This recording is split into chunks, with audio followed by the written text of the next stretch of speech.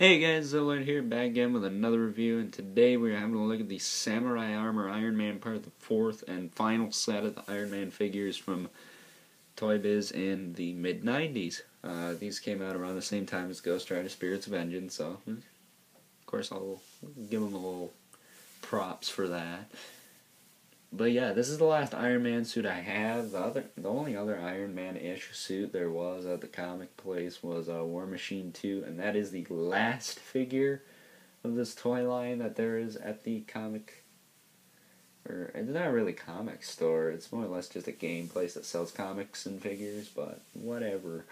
But yeah, they have all sorts of stuff there. They have X-Men, Spider-Man a little bit, had a few spawns. I'm gonna go back there quite often. So, yeah,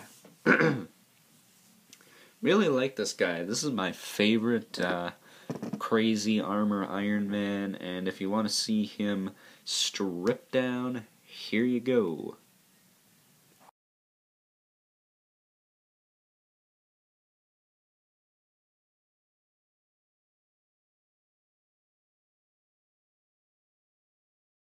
Alrighty, so that was him without his armor. Like I said, that's what I'm going to do. I'm going to do the same with War Machine because he works the same way. So, yeah, articulation on this guy otherwise is the same. He's got a swivel in the head, swivel in the shoulders and the elbows. His armor is pretty tight, except for this little piece right here. It pops out constantly. And then he's got hip and knee articulation. And the reason why this one wouldn't have got stripped down anyway is because this old clear elastic hold on his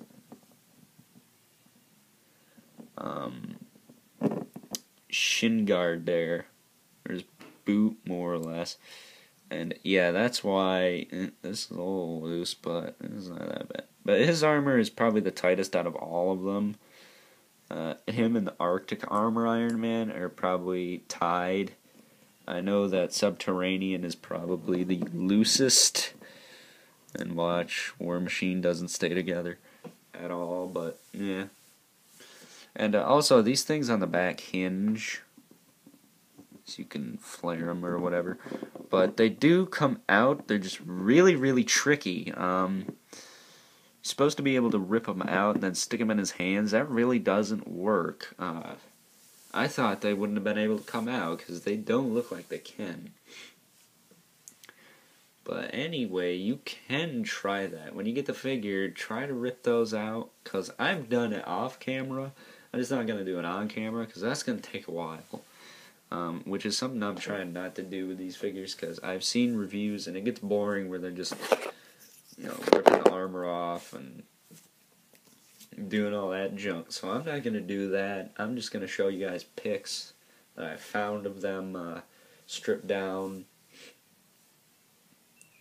So, yeah, I hope that helps. But otherwise, the figures are great looking pieces. They look great. The quality is something to be desired in the armor on some of them.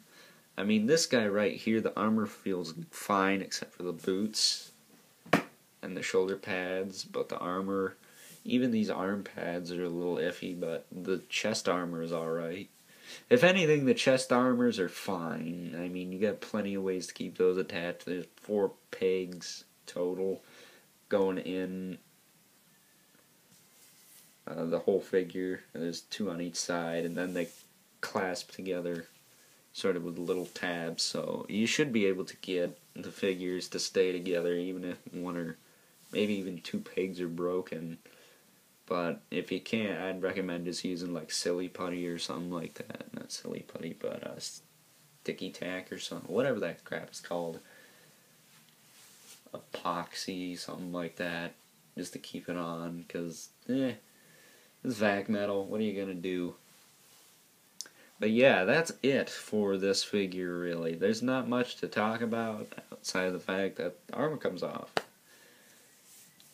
But yeah, that's the last of the Iron Men. I reviewed Stark, Arctic Armor, Subterranean, and now this guy. Now all that's left there's 2 little buddies I have. I have Spider-Woman and Century over on my cabinet right now. They're gonna go on the bookcase though. I also have a Caliban figure I wouldn't mind reviewing, but he wouldn't fit in anywhere, so I'm gonna have to get a bunch of X-Men stuff and do that eventually, so I'll probably do that.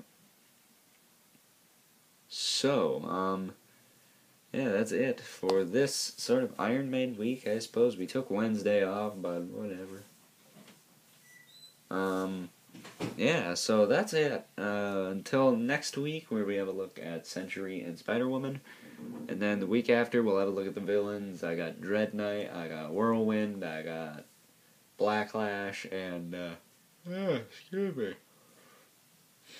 Grey Gargoyle, as well as Crimson Dynamo, who is another armor-up guy, so I'll have to do another, I'll have to get him armored down, so he will be a relatively quick review otherwise. So, that's it.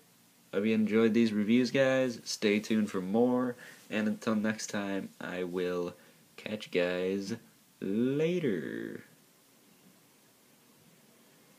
I'm glad I thought about this before I started uploading these. You know, the part where I edit out, or rather, edit in pictures of them stripped down and all that junk. Okay, I'm talking too much. See ya.